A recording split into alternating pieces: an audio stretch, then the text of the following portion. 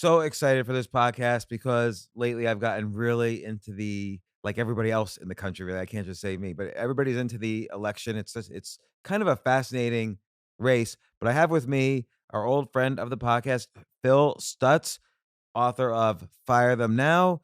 Also, he's involved in the online campaigning, digital marketing, online data profiling for many elections, including three winning presidential elections, including being involved in some target state wins for Trump, who obviously won the presidency. Plus, you've been involved in many governor races, other races, and so on. Don't no matter I don't care what side of politically anybody's on. This is all just about strategy, games, marketing. You handle both Republicans and Democrats. We're going to talk about the presidential race, and you. So first off, Phil, before I continue the intro, hello, Hey, good to be welcome back. back. Yeah. I just want to mention one thing. Back in September, early September, you were on the podcast. We might have even done the interview in August, and this was long before the Iowa caucus. A young mayor by the name of Pete Buttigieg was in fourth or fifth place then, at least behind Biden, Bernie Sanders, Elizabeth Warren. I don't know who else. Then maybe it was Buttigieg. And you said to me on that podcast, you said Buttigieg was going to win or had the highest chance of winning. And you explained why, and you explained the data and the statistics and the history. And so I went on a prediction market where you're allowed to bet on the Yeah. outcomes. Like these prediction markets are amazing. Like I've bet on the outcomes of Brexit. I've bet on how many tweets Donald Trump will do in a particular month. But I went all in on Pete Buttigieg winning Iowa. Yeah. And man, it was great. Like I'm one of they have a ranking of predictors. I'm like one of the top predictors now just because of that one bet. Yeah. So Cool. and Bloomberg's helped me out a little too Right. because I went inappropriately too much on Bloomberg and Mm, he just won out of I mean, not one. I've actually pulled that bet off completely, fortunately. yeah. But there was a brief period a couple weeks ago where the media was declaring him a winner until the recent debate. Right. And so I popped on that one and that helped. But thank you for the mayor. I owe you a really good steak dinner on that one. And so all right, where are you seeing right now? Here we are. What's the date today? It's February 25th. South Yeah. Carolina debates tonight. Yeah. Um, South Carolina elections this weekend. this weekend. And then you have a bunch of states on Super Tuesday. Tuesday is coming up. Yeah. Yeah. Is that this coming No, Tuesday it's or the the week first after? March 2nd, whatever that Tuesday is. So just to say where we're at, like Bernie Sanders has won in he got all together, he's got the most delegates after Iowa, New Hampshire, and Nevada, which is sort of meaningless, right? You need 1,900 delegates to win, and he's got 26 or something. Yeah. But why are the newspapers kind of saying, "Oh, Yeah. he's unstoppable now"? He's only got 26 out of 1,900. So you and Robin and I had this conversation like in December when you were asking me about Bloomberg, and I said I didn't think he had a shot, and you said why? I said, well, the model is Giuliani kind of tried to do this in 2008, skip the early states and run in Florida and win Florida, right? Now, way different money situation going on. Like Bloomberg's got more, has spent more money than probably anybody in the history of American Over 400 million now. political primaries, right? So that's a little different than what Giuliani, but the model is this: the media controls so much of the race. And so Iowa, if it was going to have a different narrative had this, but the whole state got blown up because of the Democrats couldn't run their own caucus, right? So even though like Buttigieg won technically by like a very few number of votes, Bernie ended up getting more delegates. It was all wash in the media. Like that could have been a huge launching pad for Buttigieg, and it didn't. It wasn't, right, because of the screw up in Iowa. And I'm sorry to interrupt, but Yeah. I have a few questions. So didn't this is what I don't understand. The new software they were using to count the votes, it was called Shadow, which is such a dumb name for a Right. political software. It's like really poor branding. But there was also I saw some news story where Mayor Pete's organization and even Hillary Clinton's organization helped fund the development of this software. Is Yeah. that true or was that Yeah, I made up? mean, that has been reported as true. Listen, in 2004 on the Bush reelection campaign, I was running the Get Out the Vote program, and we had a database kind of, it was on a Palm Pilot back then. But basically, we were supposed to get reported numbers back from polling precincts. They'd be uploaded, and then we could track the voting going on in real time in target states. And then we'd be able to deploy assets all throughout the day, and that the whole thing crashed, right? It didn't work. And we were like, why didn't it work? And then in 2012, Romney tried this. It's called Orca. They had this app that they were going to use, and Who's naming these and software it packages, by the way? completely blew up and crashed, right? Here's why. And this thing crashed in Iowa because people that vote are old. They don't want to look at, they don't even look at, they have flip phones still.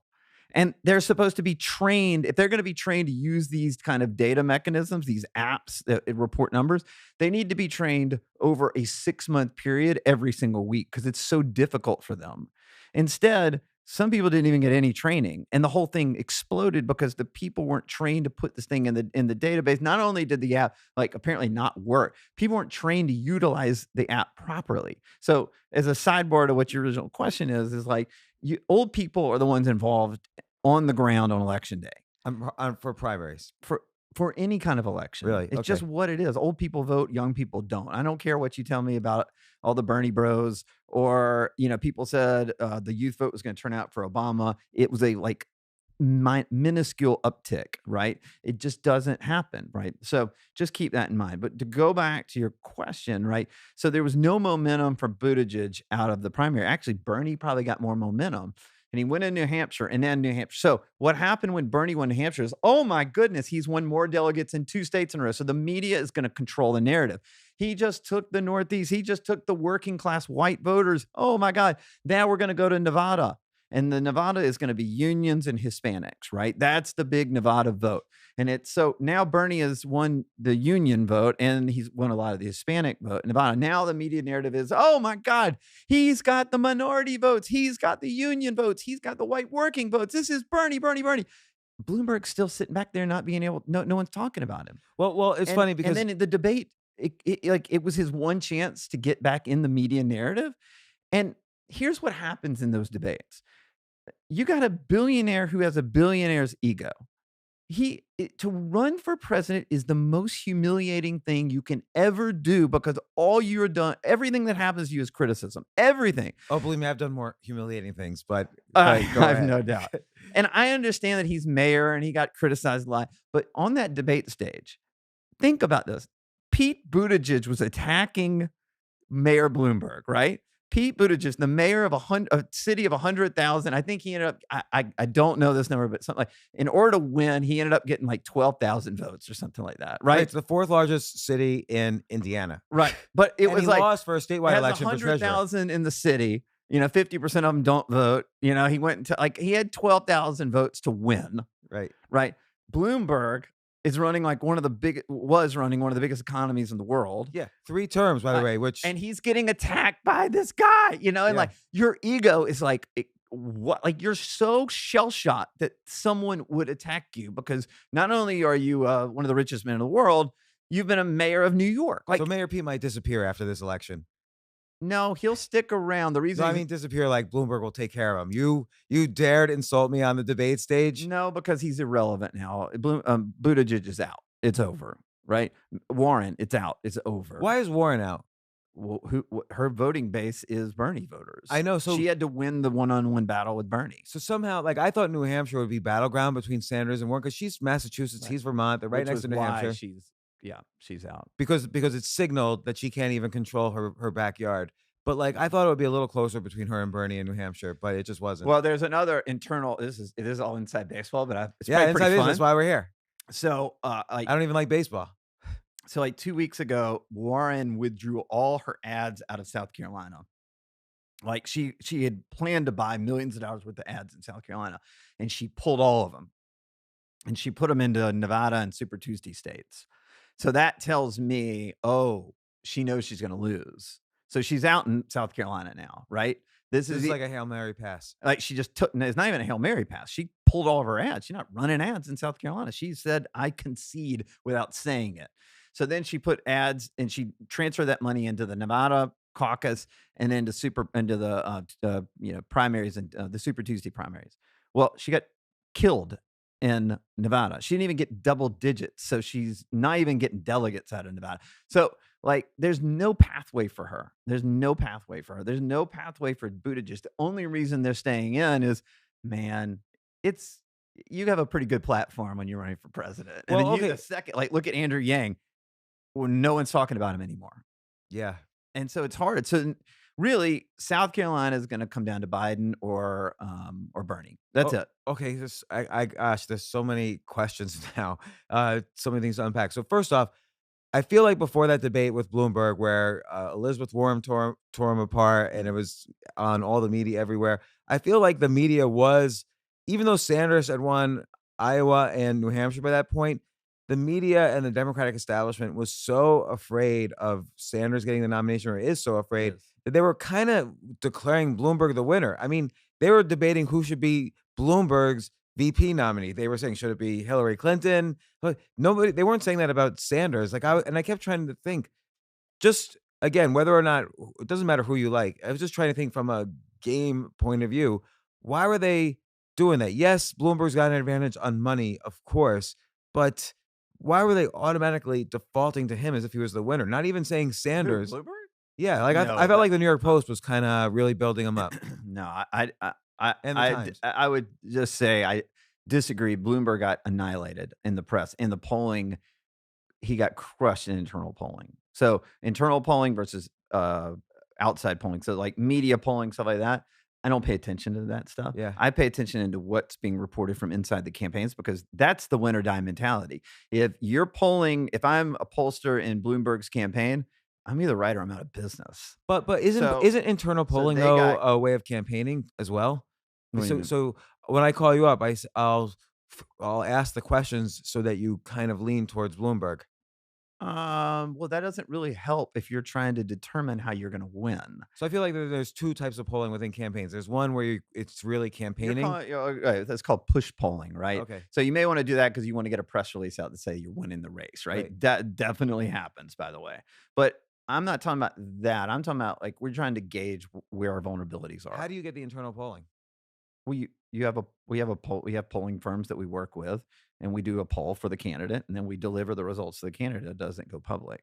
So how do I get it? Oh, because it gets now people in the campaign are people in politics are the worst people in the world, right? So they just leak it. Like everybody leaks everything. I don't Even understand. if their Like candidate's losing? even in the like Trump administration, people just leak everything, and like it is such an anathema to me because I would never like I'm maybe it's just I'm a loyal I've never leaked in 25 years of politics. I've never leaked anything to any press anytime. I'm I'm a loyal like soldier to the people we work with. But the polling went really bad for Bloomberg. Everybody harped on Warren and said, "Oh my God, Warren, she got him. She got him." You know, it was this great media narrative. It didn't move her numbers at all. In fact, And did it change his numbers? it changed Bloomberg's numbers. He went down. Bernie Okay. went up. Warren also either stayed stagnant or went down.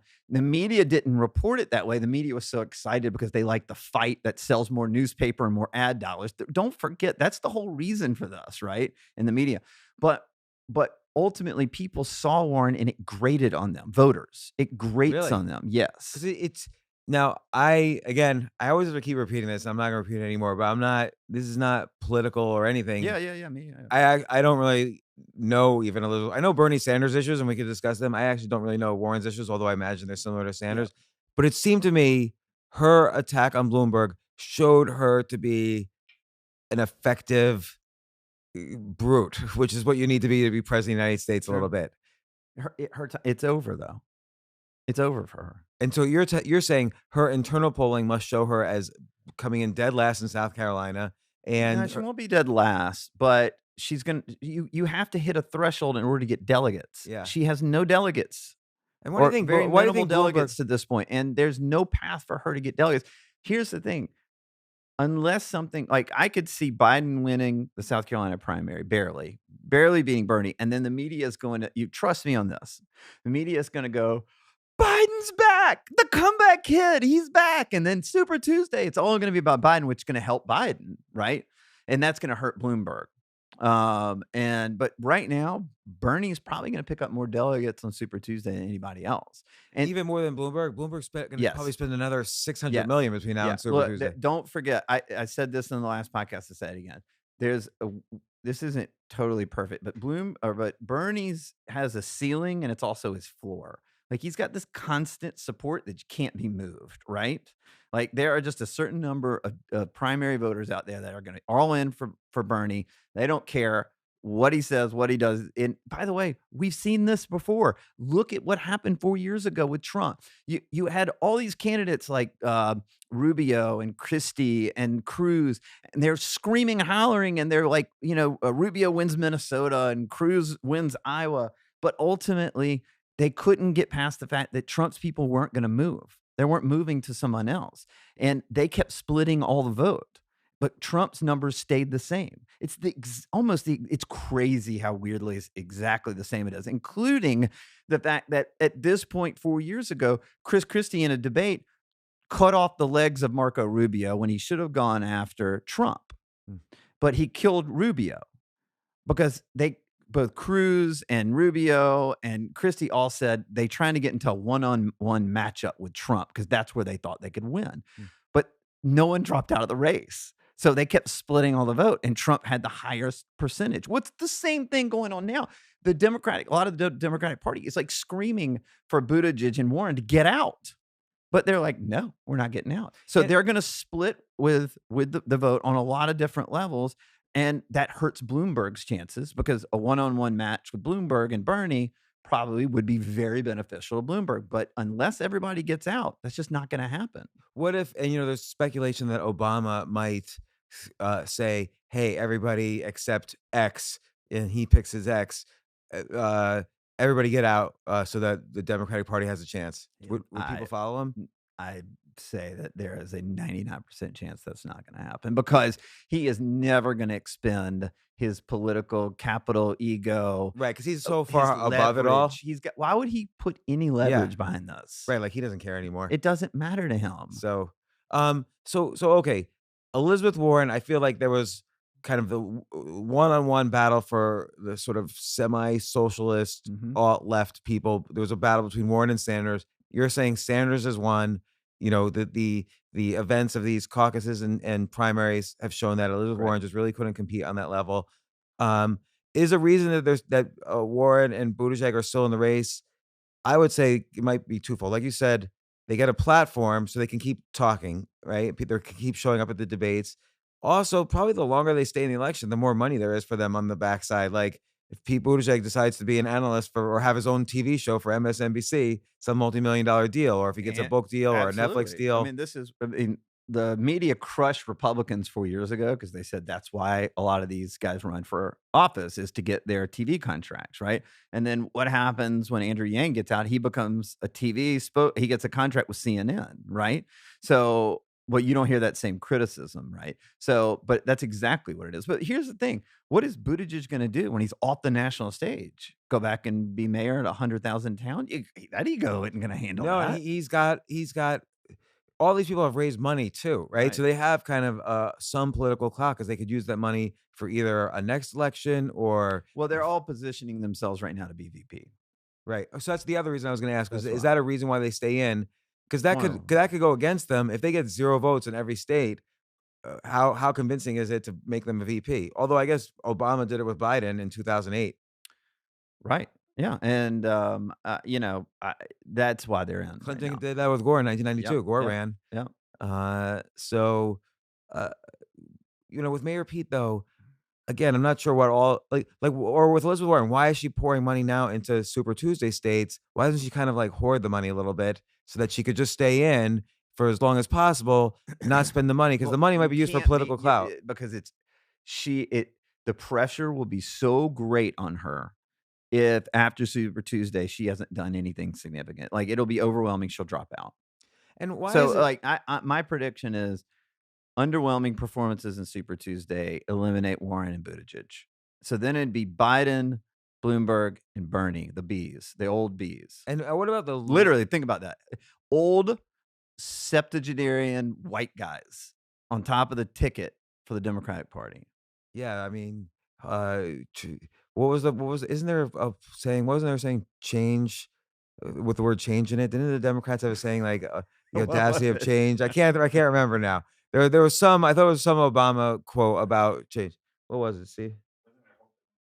I don't know. Uh, But anyway, that's their hope and change. And again, I'm not political. I have I to know say it you again. actually, and this is true. We've had a lot of political conversations. You really are not political. You're just totally fascinated by the game, Yeah, I mean, right? I got closest when with some of Yang's stuff, but then I got disappointed in Yang's performance in the debates, and Right. I didn't like the way he was. Yang or Bloomberg pulled a Yang. He just sat there silently and took it the other day Yeah. in that debate. Well, and I think the great thing about Yang is that he had a base that was probably more excited. If you measure a level of excitement, Mhm. the average excitement of the Yang gang was probably higher than anyone else's. It was N just a small base.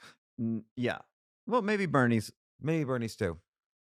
Mhm. And so, okay, so what's okay, so you were gonna say though, Giuliani, Bloomberg's trying to pull Giuliani with Right, his campaign for right. Super Tuesday. It didn't work for Giuliani because by the time this is in The 2008. media has created the narrative that Bernie's won Hispanics, that Bernie's, let's say it's South Carolina. Let's go to South Carolina. Yeah. Most right now, it's literally neck and neck. Biden has fallen down. I think 61% of the primary in South Carolina is African American. Biden way overperforms with African Americans, right? But if Bernie were to finish close second or first, then it's Bernie has enough of the African American vote. He already is going to get credit for taking the Hispanic vote in Nevada. He gets credit for taking the labor vote in Nevada. He gets credit for taking the progressive white liberals in Iowa for virtually finishing, I mean, in a tie for first with Buttigieg. Um, and the working class white voters in New Hampshire, he'll get credit for. That's what the media is going to report. The media also is going to report on, they want to report on the fight and they're more involved in the process and things like that. But that's the narrative. So when the time that Bloomberg finally gets on the ballot, which is Super Tuesday, there is this 1 month long narrative about Bernie, and people have locked in on Bernie. And I'm saying like primary voters in these Super Tuesday states, people like being with the winner. Well, This is but what happened with Trump. Again, there it's crazy how similar this is. And I lived that whole thing. So, because we did work at the time, we had a lot of candidates in 2016. We started out with Bobby Jindal. Then we ended up doing super PAC work for Ted Cruz in Iowa when he won Iowa. Then we ended up firewalling our company and doing some work for Marco Rubio in Minnesota. He won Minnesota. And then we ended up doing super PAC work for Trump after the nomination was won.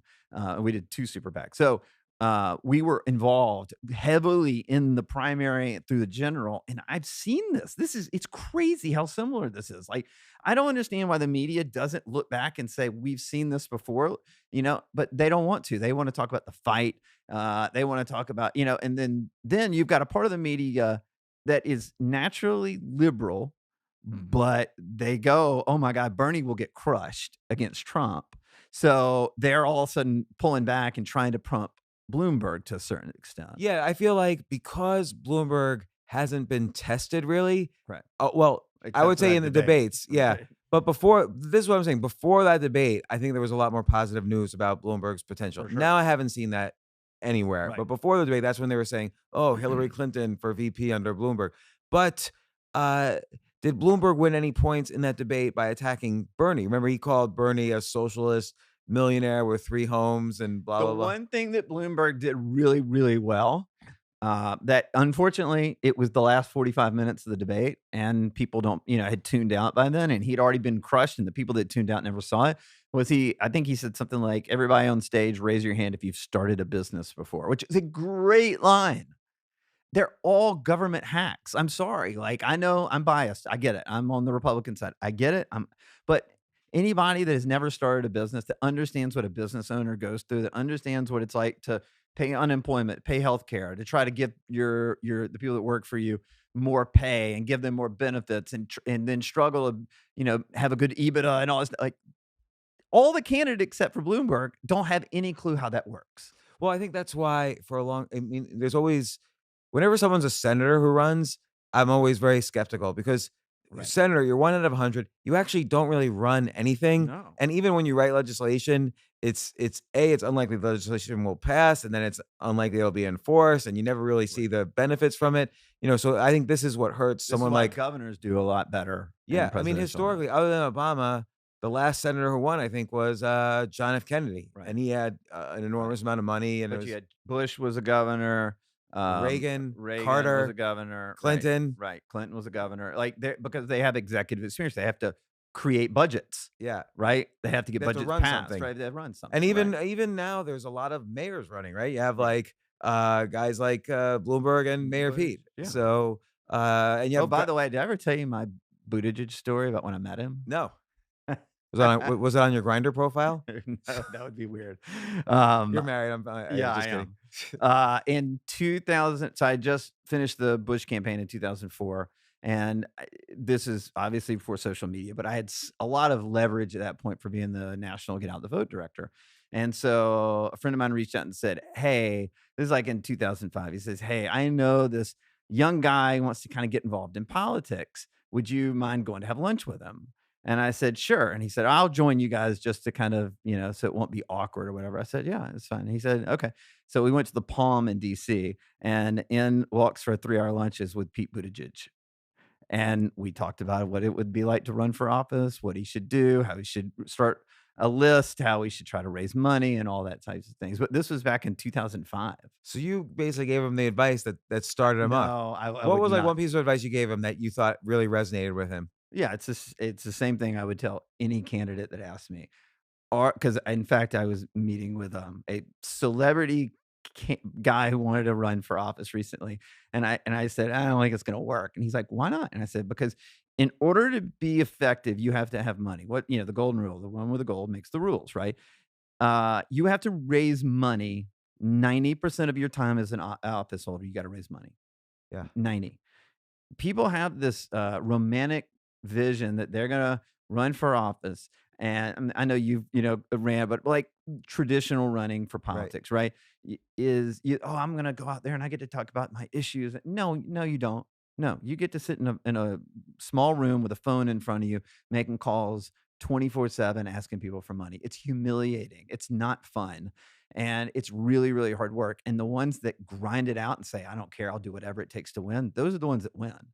It's the candidates that go, "I'm gonna go knock on every door in my district." So Or you thought you felt, your sense was that this celebrity you were talking to wouldn't be able to put his full heart into it, into raising money, into no, knocking on every I door? typically try to talk anybody that says to me they wanna run, I talk them out of it. And there's no exceptions? Like, there's nobody who's just so Yeah, popular from yeah, being like a Bloomberg, he warrior. doesn't have to raise money.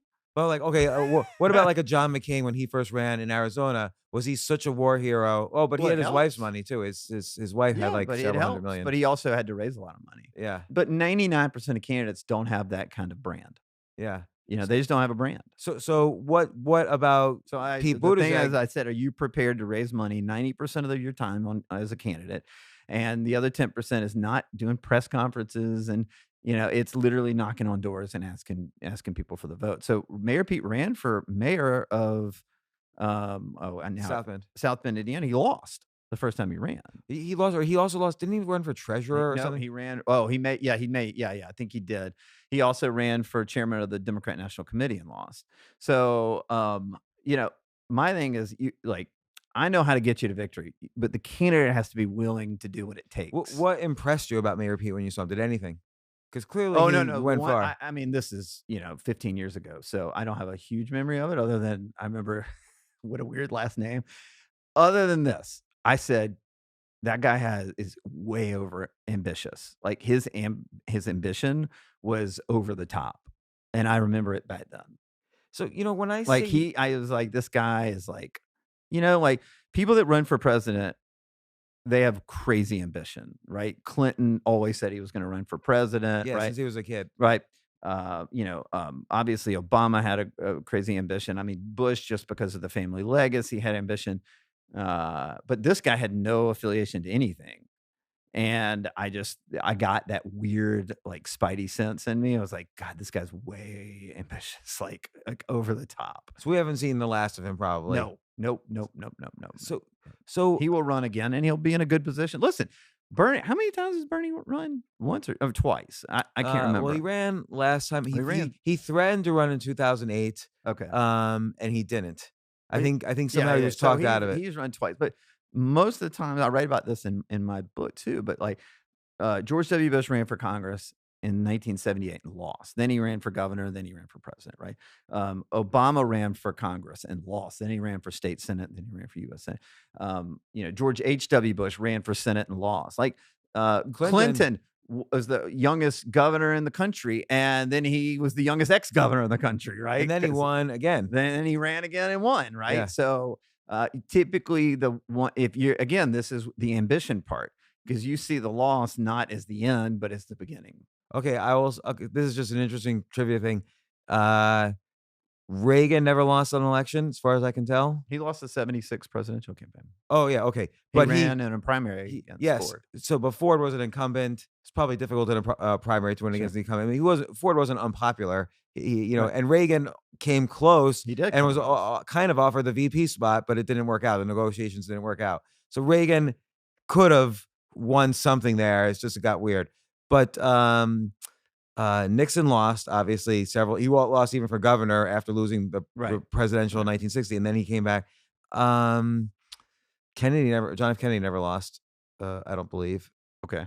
Uh, I'm trying to think who else. Carter never lost. Yeah. Yeah, that's Uh, it. That's all I okay. can think of. I don't remember. I don't know if Carter ran. I know, I mean, he was governor of Georgia, but I don't know if he had run before and lost. I just can't I remember. don't think so. I Yeah. think he just is like war hero guy. Right. So okay, so uh, the other thing I was going to ask about the debates was I forget now. All right, so South Carolina's coming up. Oh, why doesn't Bloomberg run in South Carolina? Given that I feel like every new election, South Carolina is pivotal because it's the first one that signals where the African American vote's going. I may be totally wrong on this. I just think there probably was a deadline that you had to be, sort of uh, to.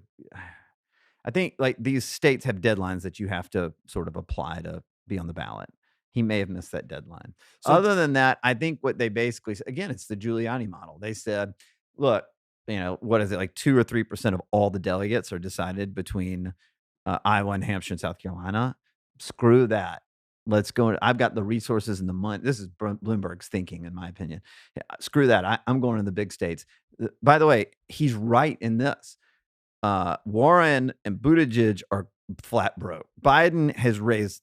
He's historically been a atrocious fundraiser. He's done that again this time. He doesn't have much money at all, right? So, and Bernie is the only one that's a viable fundraiser that has money to compete, right? So Warren is like spending $3 million in all these Super Tuesday states. And Bloomberg's spending $450 million. So you got 450 million to 3 million. so like So my point was like he said, I can go spend money where nobody else. I kind of admire it. Like he says, I'm going to go into the lane that no one else is doing. The problem is the media it's just like Trump got, $1 billion in free media in 2016. Well, Bernie is getting that now. so if Bernie wins in South Carolina, you think nothing can I mean, the Super Tuesdays, like all these southern states, are they gonna vote for Bernie Sanders? Yeah. Right now he'll pull more delegates. Even though Bloomberg is gonna just bombard those states with as Well, a lot many as depends. Like possible. if Bernie wins South Carolina, I would tell you, I think he's got this thing. It's done. If Bernie loses South Won't Carolina, the media be flipping out, like, and they're all, they're already flipping out. like, so won't they try to boost Bloomberg up? I'm not advocating for this, but I'm just wondering how are they gonna keep the fight going, past South Carolina just for their Well, sake. you're gonna get look, but the problem with it is like when you have multiple candidates, even like if Biden stays in, which I think he will after South Carolina, you're pulling votes from Bloomberg. Like Biden's name ID, his brand is so elevated, it's enough to get him 8% or 10% And why would he stay in? because Doesn't wanna be embarrassed? these guys, first of all, it's ego, but also they go, no, no, no. I've been vice president. Bloomberg's never done anything like that. Is internally in their mind? That's it. They're so biased in their own campaigns, and I've seen this across the board, Republicans, Democrats, and they've been working on it for a year. You're supposed to just give everything up. It's like, no, I got to keep fighting. Like, Yeah, because this is his last chance. yeah, So you might as well barely. just It's barely. Even this time, it's barely. well his well, last that's the chance. other thing too. He must be aware that he's not in the best of health, and people watching him Yes, are aware. It's hurt. Unless His it's been candidacy. built up by the media, oh, they're only focusing on these moments where he seems to be a little bit off balance, but his supporters also don't really seem that excited. They just seem like No. they feel I think the machine is obligated to support him. Like I see from people who are just like heads of their local Democratic committees, they're always for Biden, and they don't question his health. But why don't they question his health? Why don't people look a little bit below the surface? Well, if he was a Republican, they'd question his health. If they were working for Republican No, committees, the media would question his health if he was a that's Republican, probably just true. because of the bias. But The the bias. media even questions Biden's health now, kind of like his fan base is not rabid like No, Bernie Sanders. look, there's another golden rule in politics: intensity trumps everything. Sorry, that was not a pun. I mean, it beats everything. So where's the intensity? Is it Bernie? Yeah. Yes, Are people intense for Bloomberg? I feel like Bloomberg people are. I don't know. But is that playing in California? Or I mean, right I now honestly, because right Bernie's now we're sitting in New York City, and New York City loves Bloomberg. right. So when I see people on the street, they all say to me, "Bloomberg's running. What do you think?" And like everyone's kind of gung ho for Bloomberg Right. here because this is his city. Right. But California is going to be a huge state, and Bernie's annihilating everybody there right now. So Yeah, because I guess if you think it's about it, intensity. And by the way, I don't know if I've said this in the last interview we did, but if you were to go out and do a national poll and ask Democrats what the number one issue is for them in going into 2020, what issue do you think is the one issue driving them to vote? I mean, I'm just trying to think of what a Bernie issue would be. I kind of don't think it's healthcare. I think it's income inequality. Yeah. So it's a total trick question. It's beat Trump. Well, okay, so let me ask So you about that's this. an intensity. Right. That's intensity. So that seems to me to be an ineffective strategy. And maybe I'm wrong, but like when I was watching 2 or 3 debates ago, all Amy Klobuchar would say is, "I could beat Oh Trump. yeah, I could she's beat still in. Trump." We haven't even talked about her. Yeah, we haven't talked about her because she's She's not out gonna too. win. But she's reasonable as a VP candidate. She is. But all she ever says is beat Trump. It doesn't strike me as the best strategy to constantly be saying the name of your opponent because all people remember is Trump. But Bernie cornered that market. He cornered it 4 years ago when he was trying to, whether it was helping Hillary or not. I mean, he's been, on this path for 4 years. So everybody can talk about Trump. That's great, right? But who's going to have more credibility with voters on anti-Trump? And that's Bernie. But okay, Bernie's got that rabid fan base, and it's the core of the Democratic Party that's voting in these primaries. But it is, I mean, he is a socialist. The United States Mhm. is not typically a socialist country. I can't think of the last time someone who called themselves a socialist was maybe Eugene Debs in like the 1910s. Okay, but like, or no, okay, Henry Wallace in Yeah. 1948 was kind of a socialist Uh-huh. and running. So that's my knowledge of socialist and presidential campaigns. And now Bernie Sanders, they don't really win in the United States. Well, all the internal polling I'm seeing right now is he'd get crushed. But hold on, that's right now. And be careful what you wish for. I don't care if this was, like all the Hillary people said, "Oh my God, I hope we get Trump." Well, be careful what you wish for, because when it's a one-on-one race and you have so much volatility between the two candidates, anything can happen. So Trump, I mean, it's funny. These never Trumpers, right? There's these moderate Democrat Republicans that all came out 4 years ago and said, "I'm a never Trumper. I'll never vote for Trump." Now they're coming out of the woodwork and now I'm going, all right, well, between Bernie and Trump, I guess I'll be with Trump. Yeah, like if someone's a moderate and Yeah, they work hard and their yeah, federal income tax rate is 39% and Bernie's saying, "Oh no, we want to make it right. 52%." Yeah. What are they gonna do? Are they Well, not gonna vote or are they gonna I'll give you a very specific they might do example. never 52 You and Robin had this party in December at your for house. a Democratic candidate, I might add, Yeah, yeah. And for mayor. and I got invited. And I ended up talking to a couple hedge fund guys here. And all of the and trust me, every time this is the first time I've been on a New York party circuit, right? But I go to a First time we were on the New York party right, I know, circuit. I know.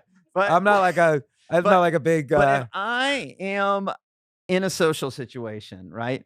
And people will be like, "Oh, what do you do?" I'm like, "Oh, crap," because somebody gets mad, inevitably, right? So you can imagine when someone asked me this in the Upper West Side of yes. New York, This is the AOC right? zip And code, I'm like, fundraising "Oh zip code. shit!" I'm like, "Well, I do some marketing stuff," and they're like, "Oh, what kind of marketing?" And I'm like, well, I blame politics." "Oh, what? Who specifically?" shit. Because like I know like it's gonna have some kind of crazy reaction, right? And if I'm in the South, people hug me. Oh, you're on the Republicans. They love it. And up here, and when I was in DC, it was like literally I got kicked out of restaurants when a bartender would find out that I did what I You're did. kidding. No, this was back in the Obama So days. wait, The wokeness of the world. I saw this in DC back in 2009, 2010.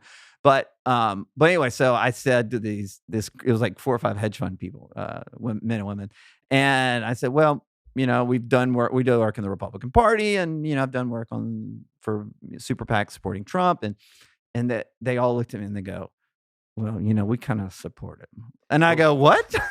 Like I was like, excuse me, it's and they're amazing like, how many people wink to each other they in New do. York. I got the wink. But by the way, just to They go, mention, we can't say this out loud. I would never tell my parents this. I would never tell anything. But no, if it's Bloomberg, we'll be with Bloomberg. But other than that, we're with Trump. well, That's what they told me.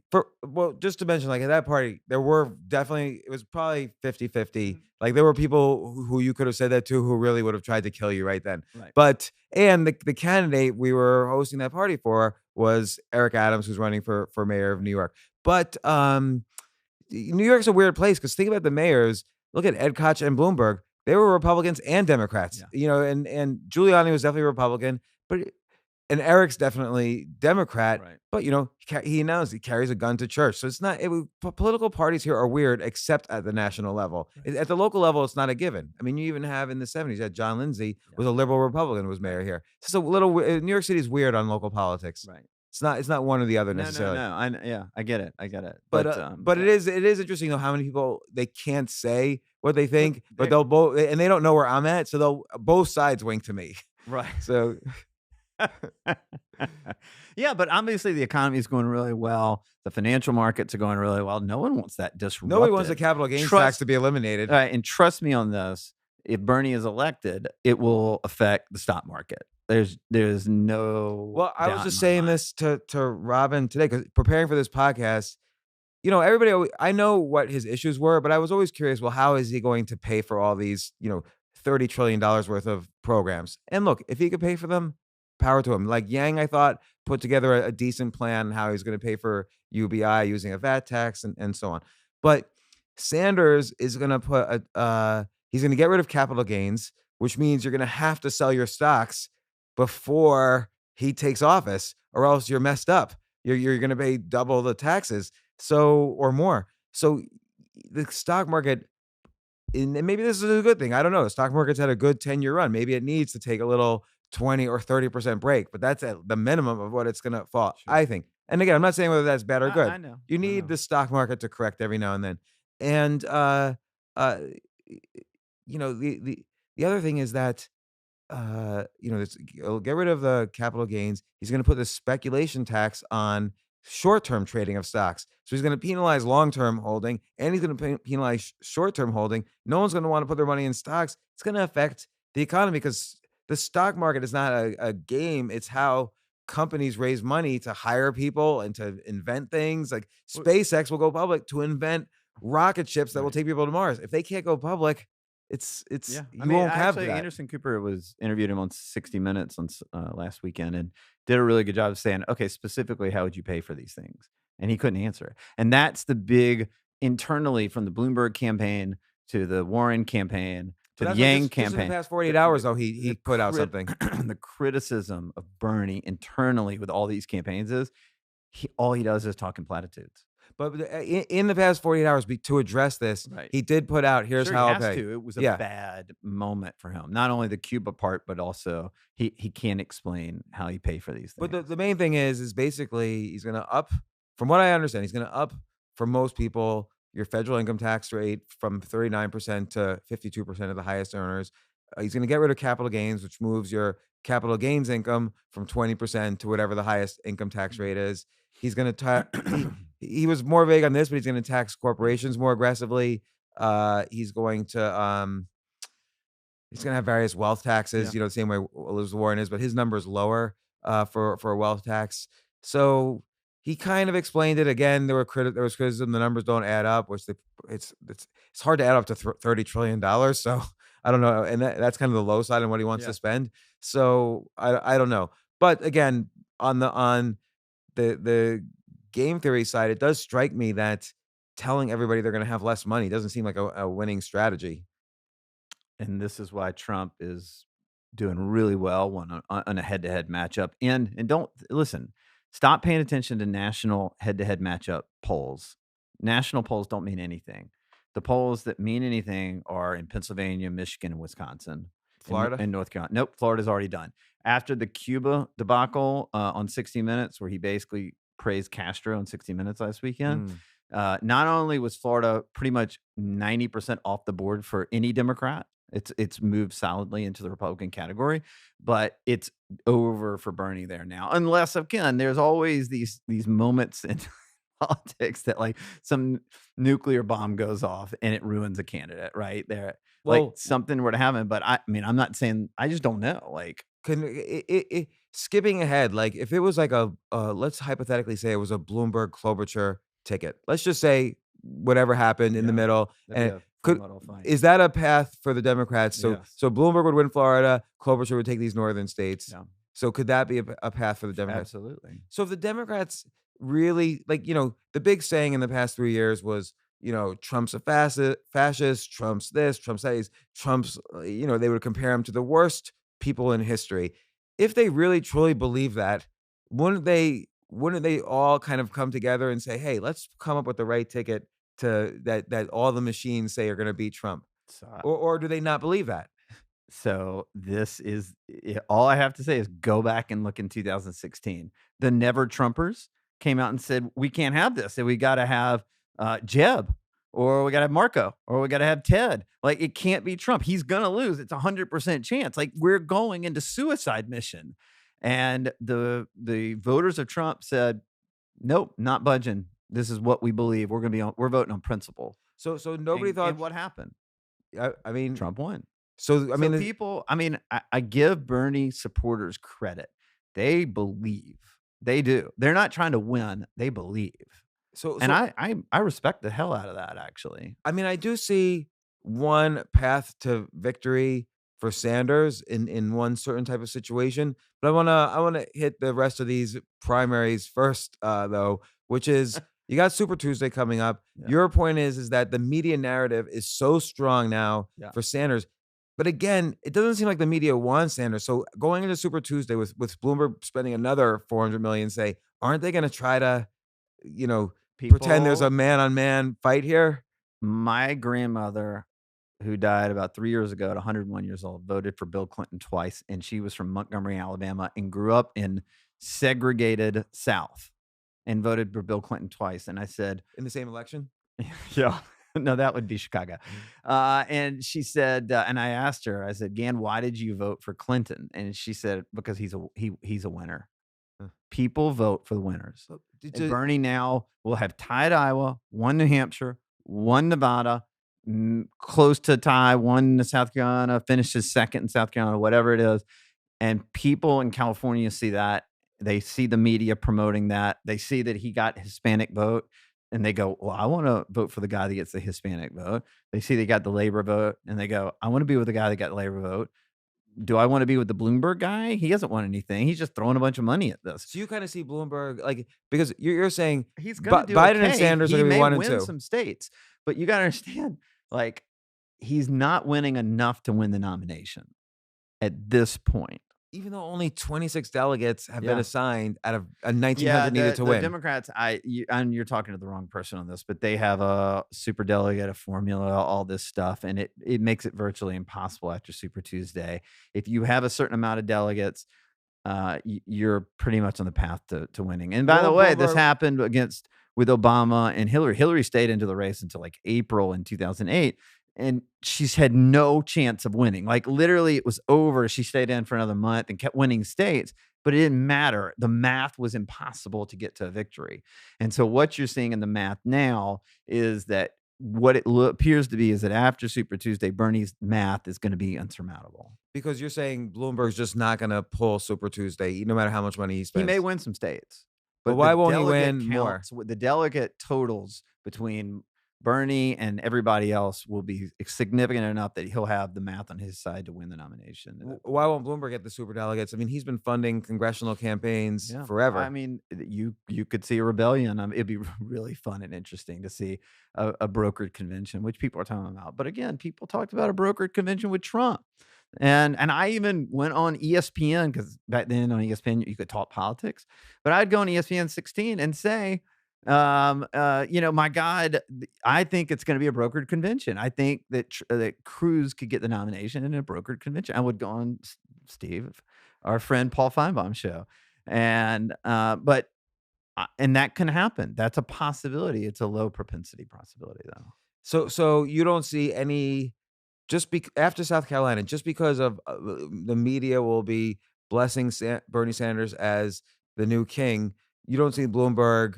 There's no path. You see any path Well, at no, all? after Super Tuesday, think about this. If Bernie has more delegates and wins the big states, But now before Super Tuesday, after South Carolina, but no, before Super no, no, Tuesday. no. After Super Tuesday, Okay. let's say he takes California and other big states. Bloomberg wins some. At that point, it probably would just be Bloomberg and Bernie at that point, but the momentum is just gonna be too heavy for Bernie. I mean, again, the narrative will be, those first 4 states, the demographics of Bernie's votes, the young people, the Hispanics, the African American, like, he's got everything, and that's gonna be the media is gonna control a lot of this narrative going forward. Okay. So They always do. so so That's why let it's so hard to skip these early states. and Bloomberg, he knew that, but he figured, okay, if all these guys split up Iowa, New Hampshire, South Carolina, it'll still be open for me on Super Tuesday. Everyone will use Super Tuesday as kind of a free for all, and it'll still be open for me. He miscalculated perhaps that Bernie Sanders would A, get the free media exposure that he's getting now, and B, that he would simply win all 3 places or all 4 places. Yeah, I think money and ego probably said, I can clear a path from Super Tuesday on." You know, And I would tell I'll yeah. make one historic. Like you say, the Giuliani strategy typically doesn't work, which is skipping Iowa, New Hampshire. RFK in 1968 didn't enter the race until like May, and then suddenly he was winning. Right. So and then he was killed, but Yeah. uh, That didn't so, work so out he for him. lost, Right. but lost overall. Uh, uh, how will Bloomberg drop out? When's he could just stay in it forever. Yeah, and He he could be a third could party. maybe I'm gonna stay in it and try to have a brokered convention. I mean, there's a million ways it can go. I think we gotta see what happens at Super Tuesday, and then things are really gonna shake out, and there's a million possibilities out of it, but I'm just telling you, the odds say, at this point, it's Bernie's to lose. And so thinking about VP By the way, I candidates. hope you don't put this out, like, in 3 weeks. No, Jay, we gotta put this out. What day is it today? Tuesday? We gotta put this out Thursday. Thursday, cool. Thursday? Can we do that? All right, good. Um, Bernie. Now I have money on the VP candidate. Okay. But this is from way back. I put it just a small bet on Sherrod Brown at 20 to 1 odds. Senator from Ohio. He Mhm. was the one who probably should have been the VP candidate for Clinton Right. 4 years ago Yep, in that's right. 2016. But she was doing a favor for Terry McAuliffe. She picked Tim Kaine. Sherrod Brown was on paper probably the better candidate Right. for the Midwest and so on. Now he's at 1 cent. He's 100 to 1 odds. And Nina Turner, who is just basically an employee of Bernie Sanders, is the number one choice on the prediction markets for the VP candidate. But who's he's not going to pick someone to balance the ticket. He's going to pick another socialist. No, I think he probably would listen, the vice president serves at the behest of the president. So having a balance will help you get elected. I see. So I would tell you Klobuchar is a candidate for sure. Midwest woman, right? I don't think you should eliminate all white guys Yeah. from the So vice in the presidential prediction race. markets, by the way, it's Sherrod Brown although he's at the bottom, he's the only white guy. There's like Yeah. 11 women in front of him, and Nina Right. Turner is African American woman. Yeah, I know. So I would tell you it would probably it's going to be a woman. I just don't know. Again, it depends on how everything kind of shakes out. It could be a Kamala, or a Kamala Harris. Yeah, she's in the running there. Right. Tulsi Gabbard's in the running there, but I don't think it's Yeah, gonna be no, her. Tulsi and Bernie people, I don't think get along very Well, I well. think she pissed off the whole. Correct me if I'm wrong. She Yeah. pissed off the whole Democratic Party when she voted present on the impeachment. Yeah. So Yeah. then it's kind of like she has no party right now. No, But I she's feel she has an agenda with that somehow. She's also I have a friend of mine that worked for her, and this was, man, right when she got to Congress, like 4 or 5 years ago, maybe 6 years ago, and I asked, I went over to the office and had lunch with this person, and I was like, "Well, what's Tulsi like?" I mean, this is before any national profile, and she said, "Oh, she's ambitious. It's one of the most ambitious people I've ever been around." So, she's got ambition, that means she's got something up her sleeve, I just don't know what it Could there is. be a Bloomberg Gabbard third party run? No. No, it's not happening this year. The Mm-mm. third party thing. Bloomberg is not gonna choose. She's too much of a wild card. He wants control. Yeah. So So I would say, a female for sure on Bernie's side. okay, so It could be Warren. yeah, it could be all of it. Seems like they're both Northeastern, both in their 70s, both socialists. So it doesn't seem like a winning strategy, but I could be wrong Yeah. because they're basically the middle of the country has been carved up. The fringes on both sides have been kind of Mhm. winning for the past 5 years, Yeah. really, because Bernie Right, had a it's strong so funny. I chance. mean, even the moderate Republicans and Democrats have been locked out. This is the second election. If Bernie gets a nomination, this is the second election cycle where they've been locked out. And so, okay, And it's just crazy if you think about it. Because you think about it, we're probably the fringe represents 30% on either side, right? But the vast majority is between the left and the right in the middle. but maybe they don't vote in But primaries they're or not intense. They have no intensity. yeah. You think they'll get They're into out there like doing working, not paying attention to politics, raising their kids, going to soccer practice. Like they're living. They're not focused on the election. well, I And asked there's a lack of people intensity. I I'm asked I'm just people saying I know this from the data. Like this is what the data says. but I also ask people pretty regularly, what decision has any president of the United States ever made that has changed your life? And they'll mention things that clearly there are decisions Sure. presidents make that change lives. Like Yeah. if you went to war in Iraq, Bush's decision changed your life. But for the average person, the It's very president has minimal. no, it's Very more local minimal. politics affects Uh, your life, correct. if even. What were the dire predictions about how Trump would literally take us down the drain, that life would be over, that the country won't exist in the same way, like all these doomsday scenarios. And by the way, it's not exclusive to the Democrats. Republicans did this with Obama. Oh my God, the end of the world. He's a socialist. He's going to do these things. No, no, he didn't affect us that much. Yeah. You're right. I mean, the president really doesn't affect you that much. Now, if Bernie was even to get half or 10% of his programs passed, it would be pretty interesting to see what that effect. It'd be a bigger effect. I Well, think. okay, so let's go to the national stage now. Bernie Sanders versus Donald Trump. First off, I assume he doesn't get rid of his VP candidate. Like No, Pence has no, been no, fine no. for him. Yeah, yeah. Again, whether you agree, disagree That's not going politically, to it's happen. a good balance Right. for him. Uh, Trump versus Bernie Sanders. What's your gut? And then let's break it down. Your gut Well, being you're based asking on me something that's impossible to tell. And I mean, we're talking about this in February. What's going to happen in November? yeah. Let's say the world looks like how it looks now. Well, Trump wins easily. It'll be a blowout. Well, okay, so break that down. All Like, right. Well, and I'm not listen. There are certain states Trump's going to carry. There's certain states Bernie's going to carry. Right. And then you got to figure out. And I think we may have played the electoral math the last time I was on here, but nothing much. the first time I think you were skeptical, like a year ago, you were skeptical of the electoral math because you thought there would be greater turnout among the I Democrats, do. I and did. that would drive But those key states to but to here's where the things you don't see. Impeachment has helped Trump. It did not help. It Okay, is. tell me how. Oh, there was a poll that just came out. Politico reported on it yesterday. The Democrats just ran in like the 52 most targeted House congressional races in the country right now. The ones that maybe Hillary won, but or maybe the Democrat won there in 2018, but Trump won in 2016. Right? There's these subsets of congressional races.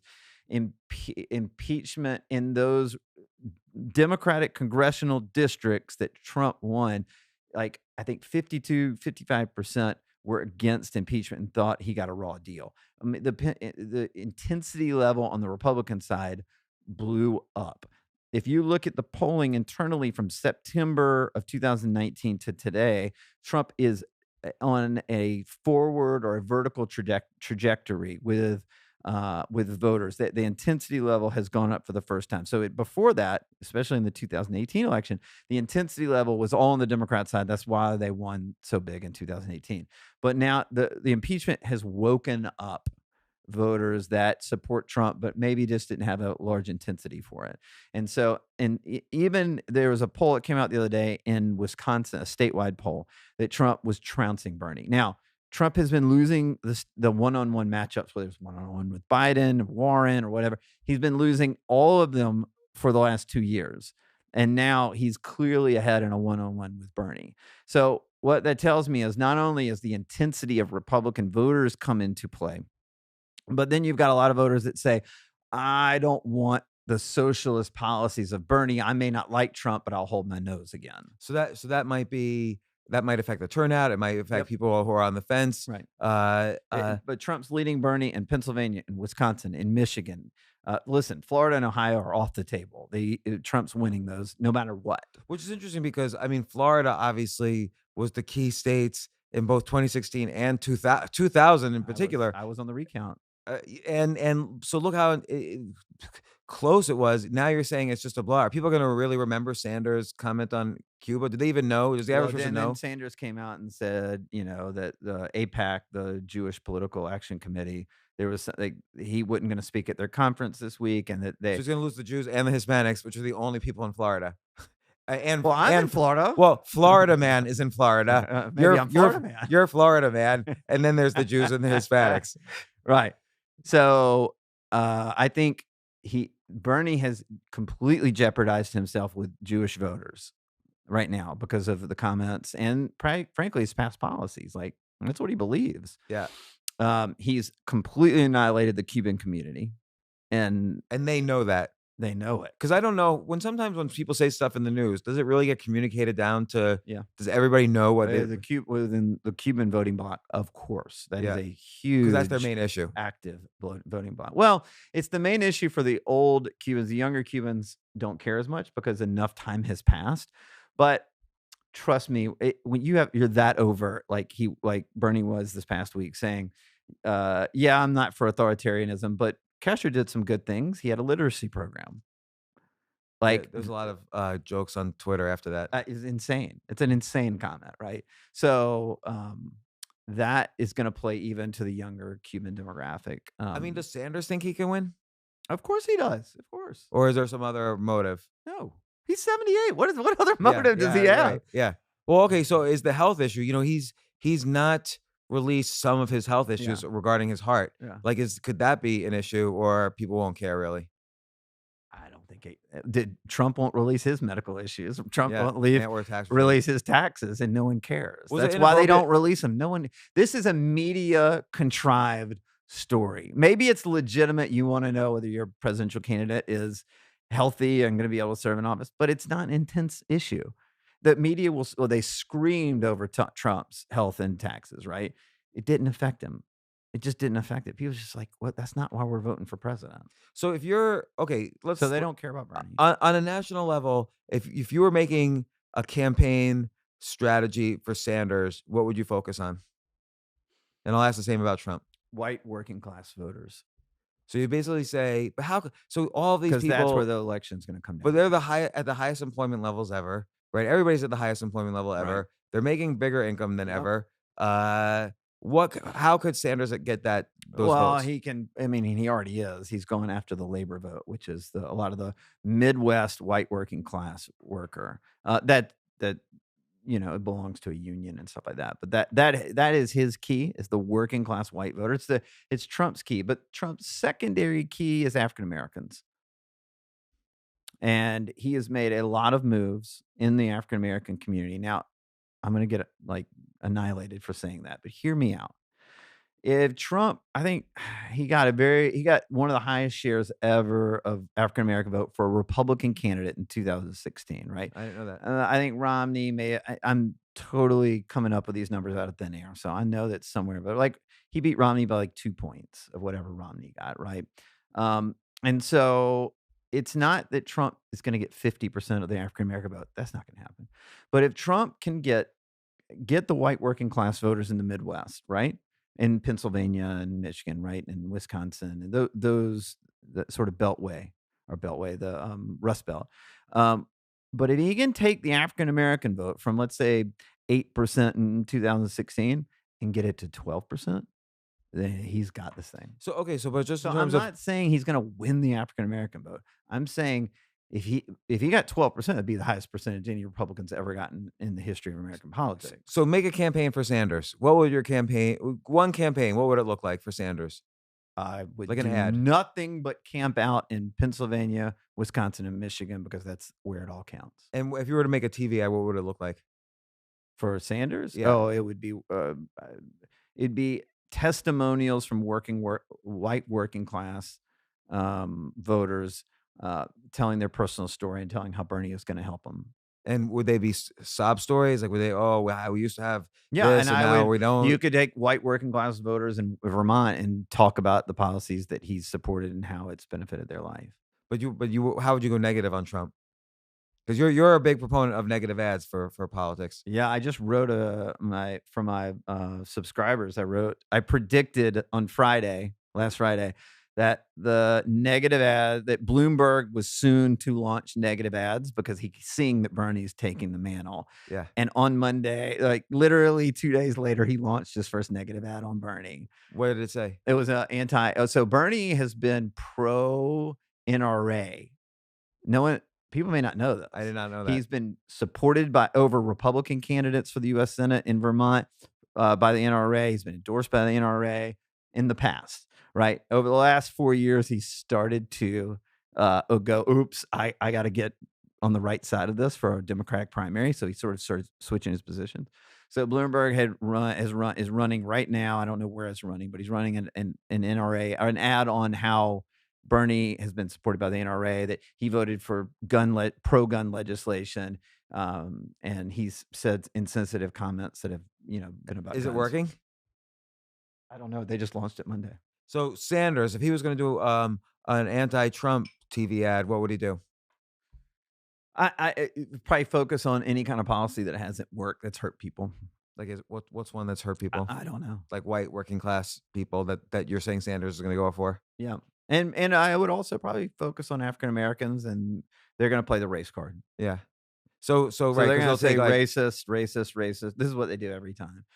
They're all racist. They're all racist. They're all racist. so what's Trump's anti-Sanders campaign going to look like? Oh man, that's a You treasure wrote that trove. campaign, so I Well, wanna the hear. reason I say that is not so much on the bias. I'm biased. Don't get me wrong, but the fact is that Trump's been defined. Everybody knows everything about Trump, so it's really hard to say something that would stick. He's pretty Teflon, right? Right.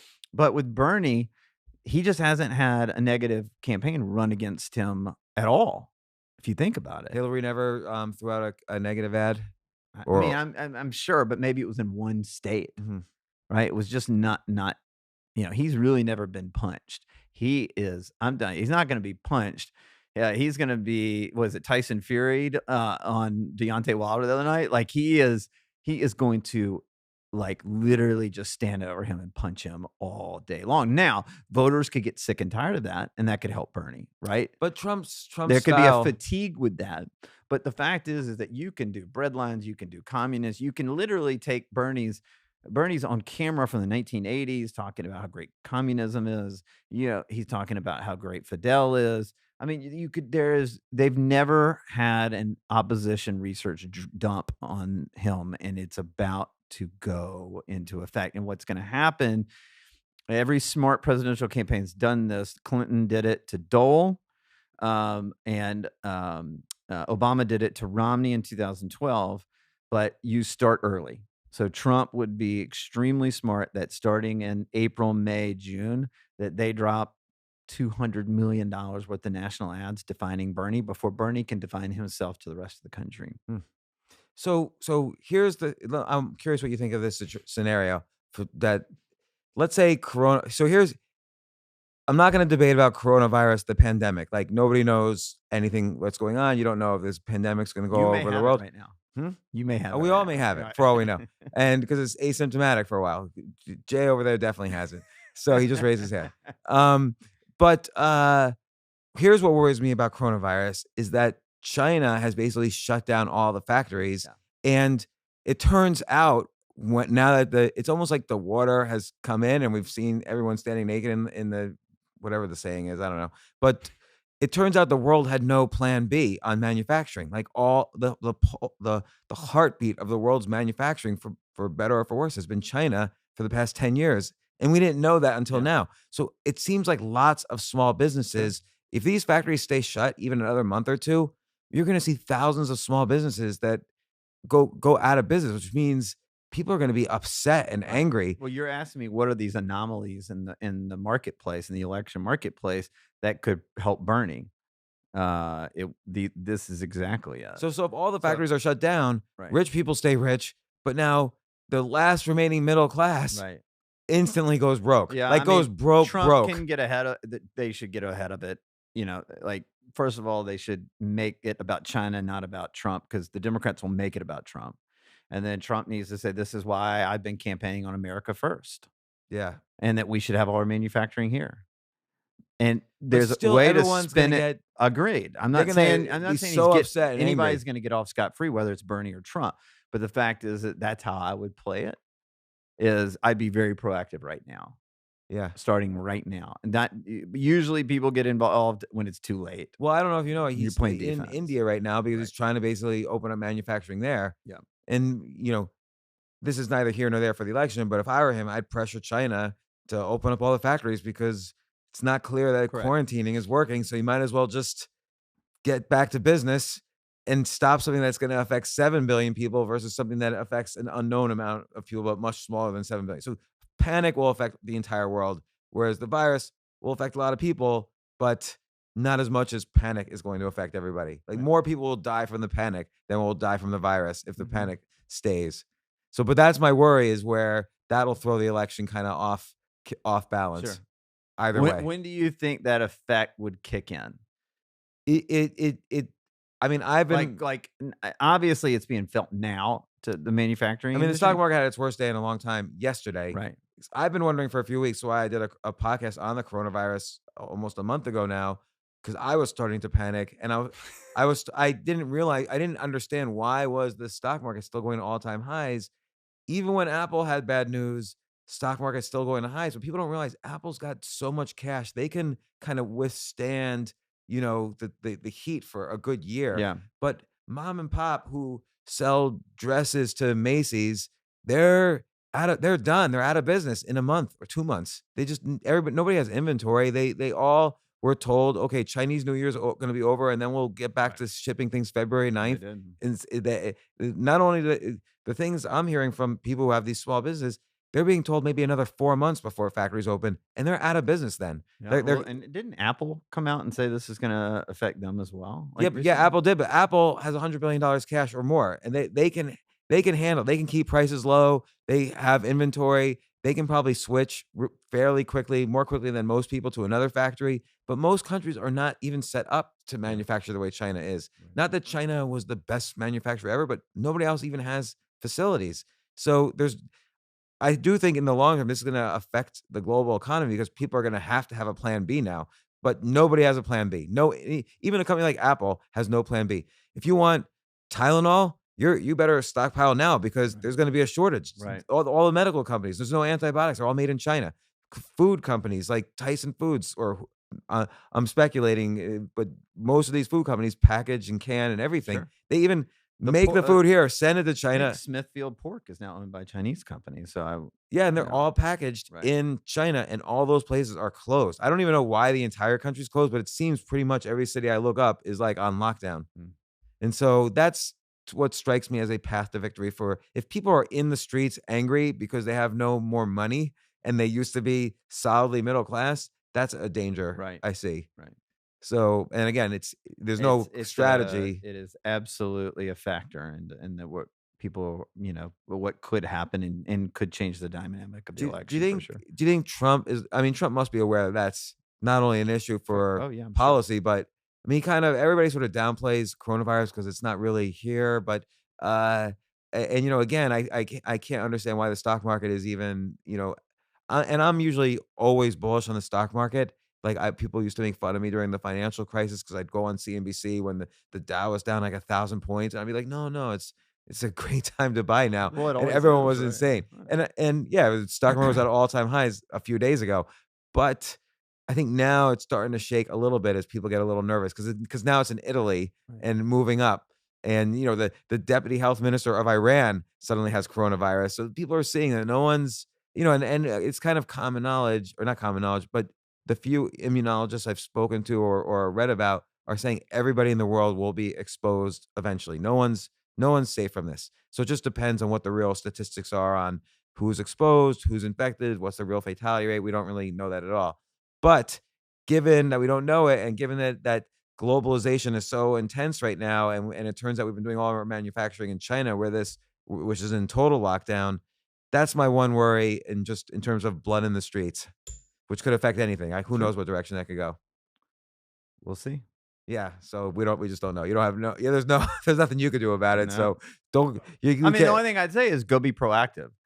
Put it back on the Chinese, that they're the ones that caused this, and then say, "This is why I'm trying to bring manufacturing jobs here." That would be the proactive play on the Trump side to get ahead of this before it's a reactive problem. Yeah. Make it a pro doesn't mean you're gonna win everything, but it's better than being on defense the whole time too. So is there anything I'm missing here in terms of election questions? No, Like, I think, by March 3rd, we'll have a lot of answers. so March 4th, who's left standing on the Democrat side? You already said, certainly, Sanders. You think maybe Biden will kinda just hold out for whatever? Well, I think Biden's gonna see how he does in Super Tuesday. So, he'll drop out if it's an annihilation, which it looks like it would be right now. So, I think it's Bloomberg, I think it's Bernie, and I think that'd be it. You see any chance for a third party, like a Bloomberg-Romney weird thing? I mean, no. I mean, Romney did get whatever, 50 million votes, and he hates Trump. Do any of those people, ex-voters of No, Romney, no, so that's not a no, factor. I don't think it's a factor at all. So it's gonna be interesting come November. Yeah. I really think it'll be And you think it's a blowout right now as it stands, you think it's a blowout Trump. Is this a Nixon McGovern kind of yeah, blowout, a if the Reagan on Mondale if kind the of blowout? election were held today, I think the president would get, again, over 300 electoral votes. And I'm going by what the data is telling us right now. If I'm to add up the electoral math based on the polling data in some of these key states where, it could swing either way. And you need 270 to win. 270. So, well, okay. Will you come back after a few more Of course. around convention time? You should come back, or maybe in a month or two, just to Yeah. kind of assess the ruins of what's going on Sure. all Yeah, you around. may be making fun of me, but Ah, I think I'm on the right Buttigieg path. won the nomination. What were you doing? Andrew Yang came back Yeah. and fooled us all. It was He a won head the fake. write-in. Yeah. Andrew Yang won the write-in. All right. Well, Phil Stutts, campaign manager extraordinaire. That's what I'm going to call you. Author of Fire Them Now, and you have a book also coming out next January or February. What's that going to be called? It's called Undefeated, the secret formula that elects presidents and will grow your business every time. And by the way, what's interesting about you, Phil, I always get insights into the elections, and I've been reading books about all the elections since I was in fourth grade. I read Right. theater, Ted White's books on the making of the president in 1960, 64. Those were like, and then Dasher about Carter, Mhm. and so on after that. Oh, Fear and Loathing on the Campaign Trail in Sure. 72, Hunter S. Thompson. But thanks once again. And the other thing is we're gonna do another podcast because Yeah. you take your campaign strategies, all this data profiling, and you've been the first person to translate that over, and you help companies now use these same techniques, and it's so innovative, and it's amazing how much people who do your style of marketing know about us, like Right. in terms of privacy and so on. Right. So we're gonna do another podcast in a second about that. But thank you once again, Phil. Come back soon and update us because I always like this topic. Sounds good.